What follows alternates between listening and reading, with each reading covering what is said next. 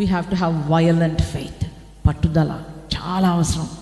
ఓడిపోయే మెంటాలిటీ ఉండకూడదు, ఓడిపోయే మైండ్ సెట్ ఉండకూడదు మనకి. Hallelujah. We should not have a defeated mentality. కొంతమంది ఎప్పుడు ఓడిపోయిన మాటలే మాట్లాడుతుంటారు, అటువంటి వాళ్ళకి దూరంగా ఉండండి. A winning mind set is very important.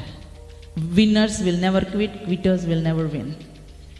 Win అయ్యే వాళ్ళు క్విట్ అవ్వరు, క్విట్ అయ్యే వాళ్ళు విన్ అవ్వరు, విన్ అయ్యే వాళ్ళు క్విట్ అవ్వరు. Winning mentality, violent faith. Violent faith is not loud, it's not too loud, but it is strong. Hallelujah. పట్టుదల కలగాలి, పట్టుదల.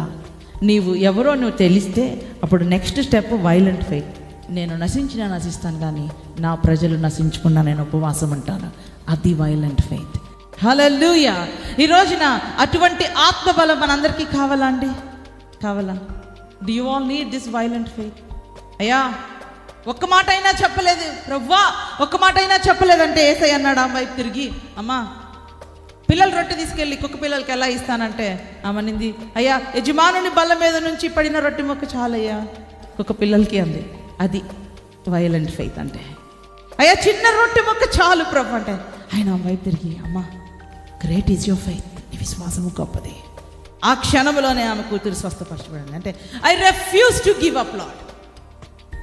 నో అనేది నేను తీసుకోనంతే.